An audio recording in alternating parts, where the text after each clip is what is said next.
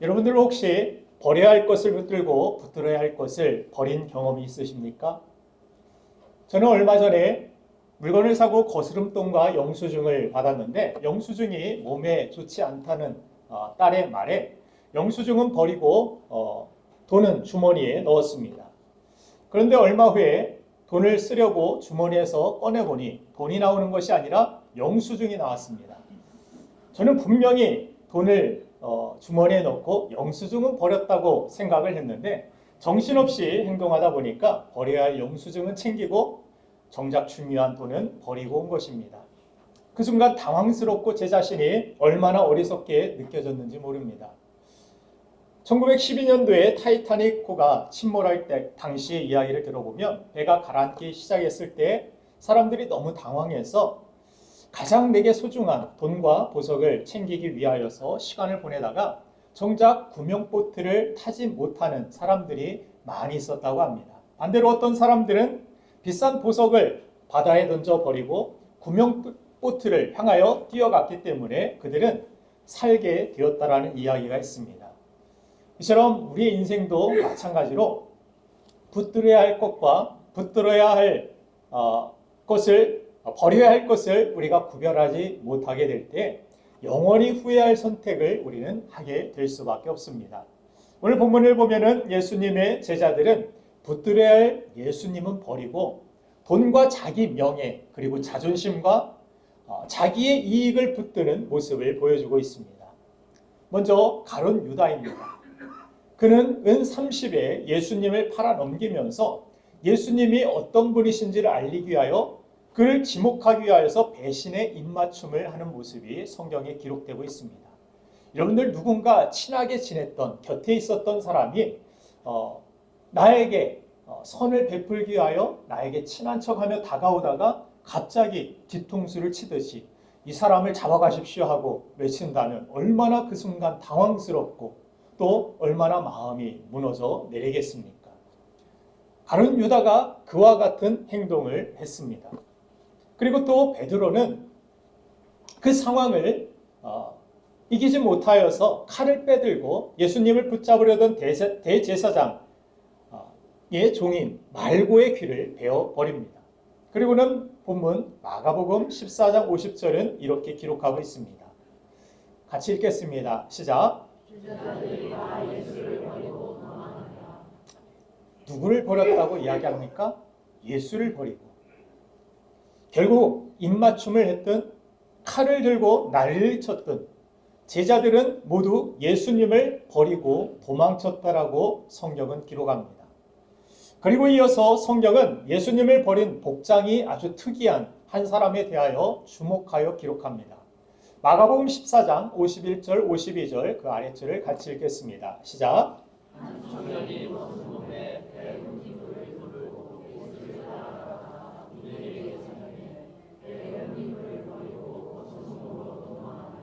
아멘. 이 청년이 마가복음의 기록자인 마가 자신일 것이라고 어떤 성경학자들은 그렇게 해석하기도 합니다. 예수님을 버리고 떠난 자신의 모습이 얼마나 부끄러웠는지를 고백하고 싶었다라는 그러한 해석입니다. 또 영어 성경에는 이불이 아닌 옷으로 그렇게 번역이 되어 있습니다. 그런데 옷이든 이불이든 성경은 벗은 몸에 대하여서 두 번이나 강조하고 있는 것을 봅니다. 저는 이 말씀을 묵상하면서 창세기 3장 10절 말씀이 떠올랐습니다. 같이 한번 읽겠습니다. 시작.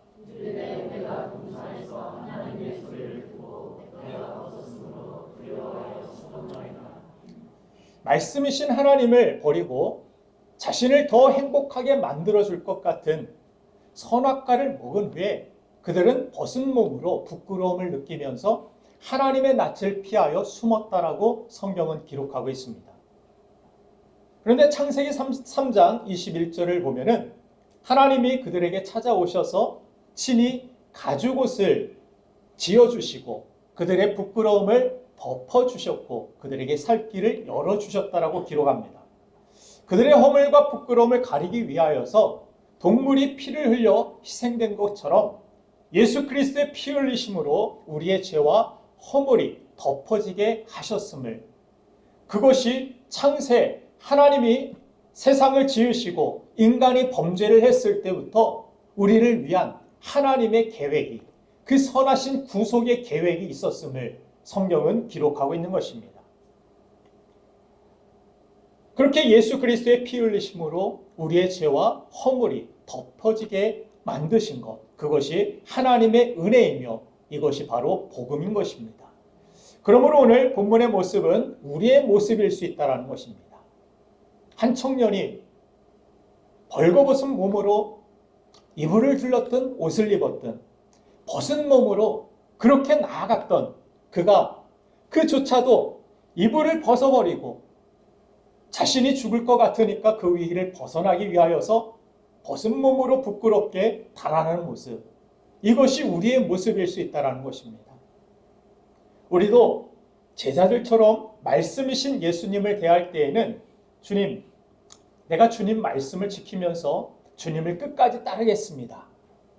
이 시간 이 예배를 통하여 말씀이 들려질 때 우리의 마음에는 그런 각오가 섭니다. 그렇게 다짐합니다. 그러나 막상 말씀을 따라서 예수님이 걸어가신 십자가의 길을 걸어가다 보면 현실이 주는 두려움에 직면하게 됩니다. 그때 우리는 이렇게 생각합니다. 일단 살고 보자. 하나님도 다 이해하시겠지. 상황이 이런데 어쩔 수 없잖아. 나중에 상황이 좀 나아지면 그때 순종하지. 그때 주님을 따르지. 그래서 말씀이신 예수님을 버리는 선택을 할 때가 자주 있다는 것입니다. 결국 어떤 이유에서든지 예수님을 버리고 알몸으로 도망치는 청년과 같이 신앙인으로서, 크리스찬으로서, 주님의 제자로서 부끄러운 모습으로 주님 앞에 설 때가 얼마나 많이 있는지 모릅니다. 그럼에도 불구하고 하나님은 나를 외면하거나 버리지 아니하십니다. 나를 살게 하시려고 나를 사랑하시는 독생자를 오히려 버리셨습니다. 여러분은 예수님이 나를 살리기 위해 하나님께 버림을 받으셨다라는 사실, 이 사실을 여러분들 기억하고 계십니까?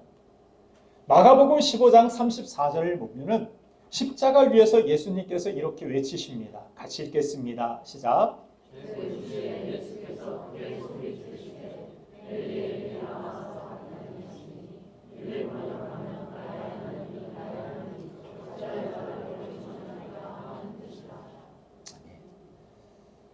왜 하나님은 가장 사랑하는 독생자 예수 그리스도를 십자가에, 그 고통의 구덩이에, 이 험한 세상에 버리셨던 것입니까? 그 답이 요한복음 3장 16절에 기록되고 있습니다. 이것은 하나님의 대답입니다. 같이 읽겠습니다. 시작. 아멘.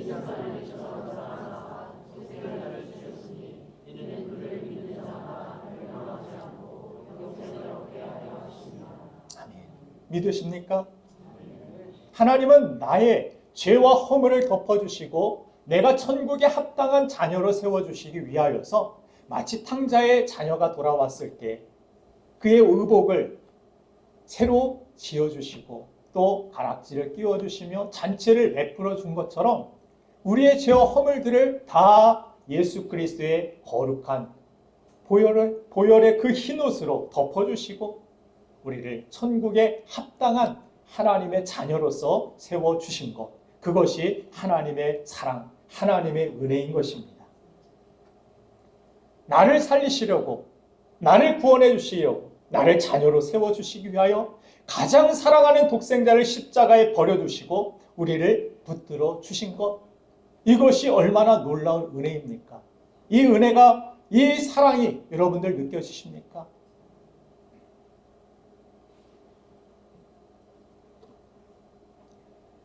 예수 그리스도의 십자가를 우리가 생각할 때 그 십자가에서 죽으신 주님은 낯설게 느껴질 때가 많이 있습니다. 별로 와닿지가 않습니다. 주님이 왜 죽으셨는지. 그분이 나를 위해 죽었다고 하는데 잘 믿어지지가 않습니다. 제가 예전에 그랬습니다. 설교 때마다 그렇게 십자가에서 나를 위해 주님이 죽으셨다는데 그냥 먼 과거에 그냥 나와 상관없는 낯선 누군가가 십자가에서 죽었다. 어떤 그런 흔적으로 다가오지 사실로 사랑으로 나에게 다가오지 않을 때가 많이 있었습니다. 그래서 그 사랑이 느껴지지 않으니까 주님을 따를 때 주님의 말씀을 듣고도 순종하려고 할 때 내 의지를 가지고 했지만 번번이 실패했습니다. 내 의지를 가지고 십자가의 길, 말씀의 길을 쫓으려고 할 때마다 거기에는 두려움이 더 크게 작용했고 현실이 나에게 더 크게 느껴졌기 때문에 하나님의 사랑이 나를 크게 덮으시고 나를 움직이시는 그 은혜가 내 안에 있어야 되는데 내 의지만으로, 내 힘만으로 내가 예배를 드리려 하고 나에게 맡겨진 일들을 헌신하려고 할 때 내 의지로는 안 된다는 사실을 깨닫게 될 때가 얼마나 많이 있는지 모릅니다. 그러나 예수 그리스도의 십자가의 그 은혜가 나를 위한 십자가였습니다. 내가 죄인이었고 내 죄를 덮어주시기 위하여 예수께서 십자가에 죽으셨구나 하는 것을 깨닫게 될 때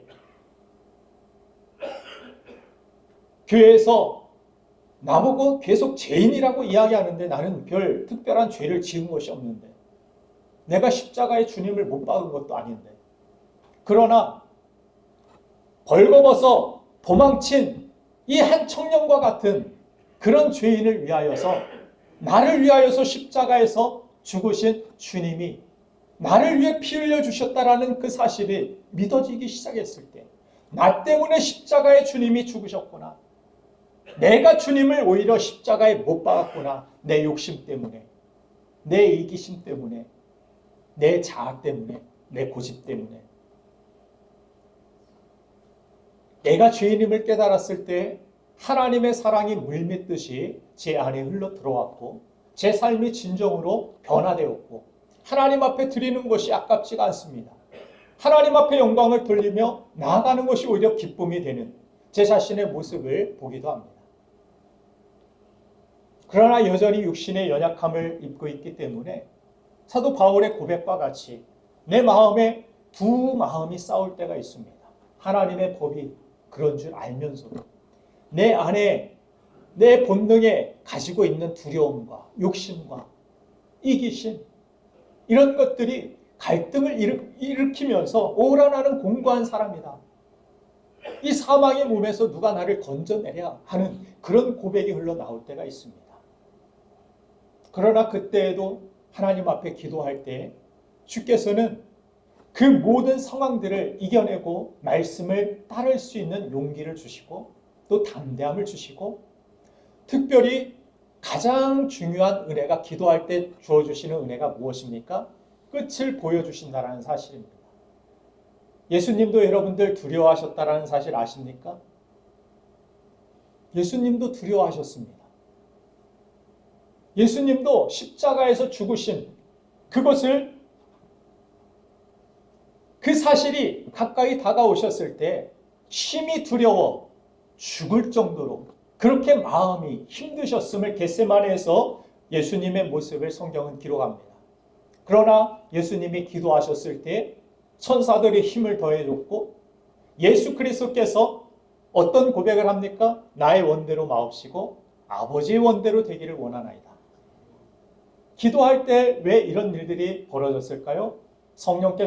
하나님께서 천사를 통해서든 성령께서 우리 안에 역사하셔서 무엇을 주십니까?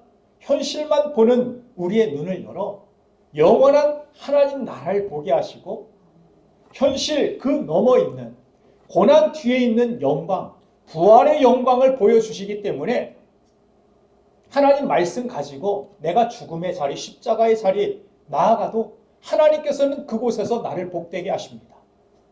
하나님께서는 그 십자가에서도 선을 이루어 주실 줄 믿습니다. 이 끝이 보이면 두렵지 않습니다. 마지막이 보이면 두려워 떨지 않습니다. 그러나 우리가 두려운 이유는 이렇게 했다가 마지막에 나에게 손해가 남으면 어떻게 될까?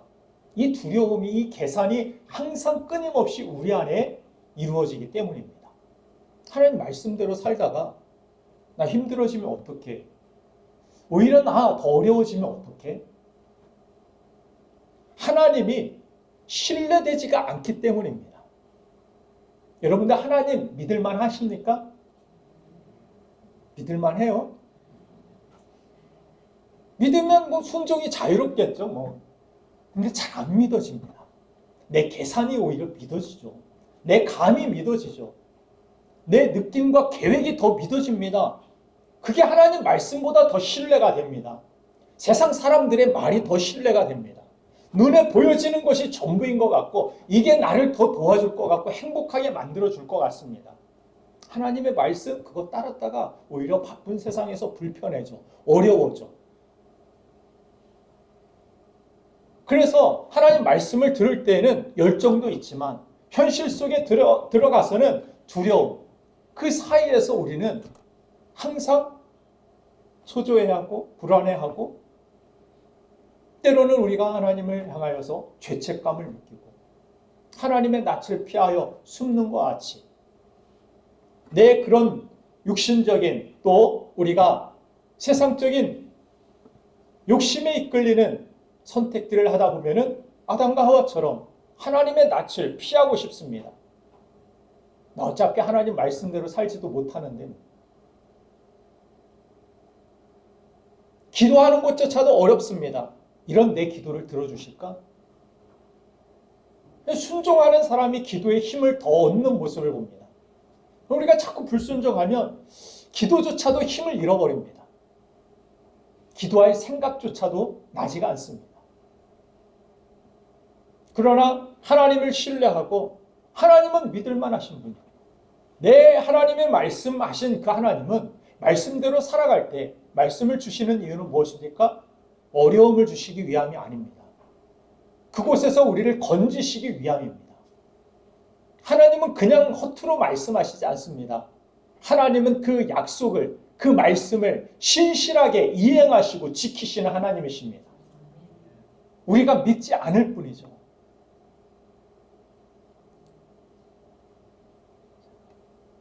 우리가 하나님이 독생자까지도 버리시면서 나를 붙들어 주시기를 원하신다라는 이 사실을 믿는다라면 우리가 무엇을 두려워하겠습니까? 하나님이 나를 붙드시기 때문에 어떤 고난도 나를 무너뜨릴 수 없다라는 담대함이 우리에게 있는 줄로 믿습니다. 그래서 성경은 사랑 안에 두려움이 없나니 사랑은 두려움을 내어 쫓는다라고 말씀합니다.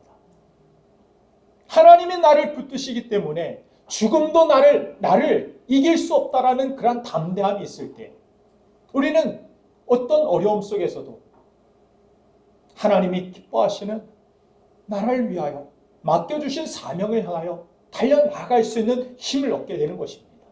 십자가의 이 사랑 때문에. 그러므로 우리가 끝까지 붙들어야 할 것은 무엇입니까? 하나님의 사랑입니다. 만약 오늘이 여러분들이 인생의 마지막 날이라고 생각된다면 여러분들은 무엇을 하시겠습니까? 오늘이 마지막 날입니다. 내일 주님 오십니다. 뭘 할 것 같습니까? 제가 뭐 예언자 아닙니다. 예를 들면 오늘 마지막 날이에요. 다 우리 세상에서. 여러분들 계획 있죠? 뭐 오늘 어디 가야 되고 오늘 축구장도 가야 되고 밥도 먹어야 되고 맛집도 가봐야 되고 애들이랑 뭐 마트도 시장도 보러 가야 되고 근데 마지막 날이라고 생각해 보세요. 그런 거 할 새가 있을까요? 뭔가 정말 소중한 거 뭔가 최후의 중요한 일들을 우리가 하지 않겠습니까? 예수님은 마지막 때에 그럼 무엇을 하셨는지 요한복음 13장 1절 말씀 요한복음 13장 1절을 같이 한번 읽겠습니다. 시작.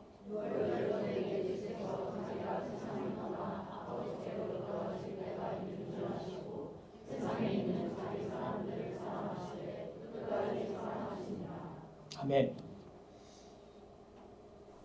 자기가 세상을 떠나 아버지께로 돌아갈 때가 이른 줄 아시고 내일 마지막 때야 그렇게 느껴졌을 때 예수님께서 뭘 하셨는가? 세상에 있는 자기 사람들을 사랑하시되 끝까지 사랑하시니라. 이 마지막 때에 가장 중요한 것이 무엇인지를 예수님께서 친히 보여주신 것입니다. 또 우리가 가장 중요한 것, 우리 남겨진 삶 속에서 가장 끝까지 붙들어야 되고 또 가장 중요하게 생각하고 실천해야 되는 것이 무엇인지를 보여주시는 것입니다.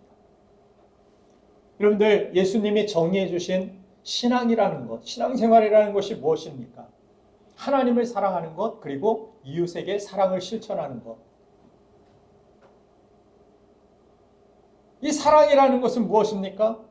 누구를 사랑한다 한다라는 것은 내 어떤 감정의 어떤 만족, 나의 어떤 유익, 이것이 사랑이 아닙니다. 그래서 사랑은 자기의 유익을 구하지 아니하며, 고린도전서 13장에서 사랑에 대한 정의에 대하여 말씀하실 때 사랑이 무엇이냐? 나의 유익을 위하여 다른 사람을 이용하는 것이 사랑이 아니라 내 만족 위하여서 뭐 결혼하고 내 만족 위하여 나 행복해지려고 이런 다 불행해진다라는 거예요. 그건 진짜 사랑이 아니기 때문에. 그러나 진짜 사랑은 예수 그리스도께서 십자가에서 보여주신 것 같이 사랑은 내 자신을 하나님의 미랄과 같이 그렇게 헌신하여서 다른 사람을 위대하게 만드는 것. 그것이 사랑입니다. 엄마의 사랑을 통하여서 아이들이 자라나고 아이들이 성장해가는 세워지는 모습을 보여줍니다. 왜 그렇습니까? 아이들은 그냥 분유 먹고 크는 게 아니죠. 사랑을 먹고 크는 것입니다. 우리의 성장이, 그리스도인의 성장이 어디에 있습니까? 그냥 교회 왔다 갔다 하고 뭐 나는 뭐 했어 이게 아닙니다. 예수 그리스도의 십자가의 사랑이 얼마나 큰지, 얼마나 깊은지, 얼마나 넓은지 그 사랑을 경험하게 될수록 나의 믿음이 성장하고 내 의지로 뭐 순종하고 이거 아닙니다. 주님 사랑하기 때문에, 주님을 신뢰하기 때문에. 그 하나님의 사랑은 독생자까지도 내어주신과 같이 예수 그리스도를 십자가에 버리시면서까지도 나를 붙들어 주시는 사랑이기 때문에 두려워하지 않고 어떤 상황에서도 광야 속에서 찬송하는 것입니다. 어떤 부족함 속에서도 감사할 수 있는 것입니다. 감사해야지. 내 의지로 하는 것, 그거 신앙 아닙니다. 예수님의 사랑을 믿기 때문에 내가 지금 부족하고 없는 상황에서도 내가 몸이 불편하고 내가 광야 가운데 나 혼자 서 있는 것 같은데 나 혼자가 아닙니다. 이 불편한 인생으로 나는 끝나지 않습니다. 내가 지금 눈물 짓고 있지만 나의 인생의 끝이 눈물로 끝나지 않습니다. 죽음으로 끝나지 않습니다. 요한계시록은 그래서 우리의 마지막이 어떤 모습으로 비춰지고 있습니까? 그곳은 고통도 없고 눈물도 없고 아픔도 없고 슬픔도 없는.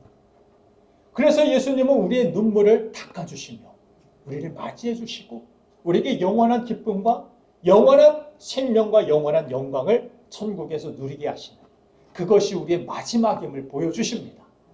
그래서 순교자들이 스데반 집사가 돌에 맞으면서 돌 맞는 건 누가 기뻐할 사람이 있습니까? 그러나 천사같이 얼굴에 환해지고 웃을 수 있었던 그 여유 만만한 그 미소는 어디에 있었습니까? 예수님께서 보좌에서 나를 사랑하시는 그분이, 십자가에서 죽으시고 부활하신 그분이 나를 바라보시면서 그분을 바라볼 때 돌을 던지고 누가 던졌는지, 누가 큰 돌로 나를 던졌는지, 작은 돌로 던졌는지 나중에 다 갚아주리라 하고 이게 아니라 주님 바라보고서 그 돌 다 맞고 있는 거예요.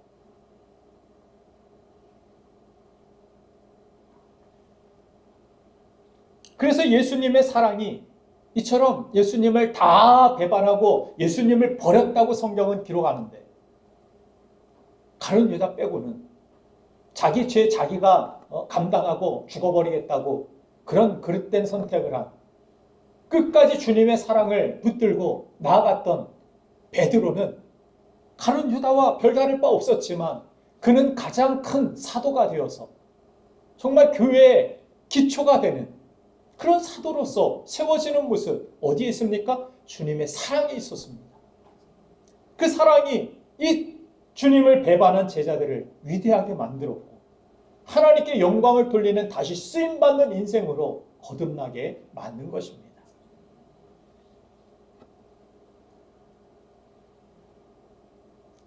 그러므로 우리도 제자들처럼 살다 보면 넘어질 수 있습니다. 실패할 수 있습니다. 그러나 중요한 것은 넘어지느냐가 아니라 무엇을 붙드냐는 것입니다.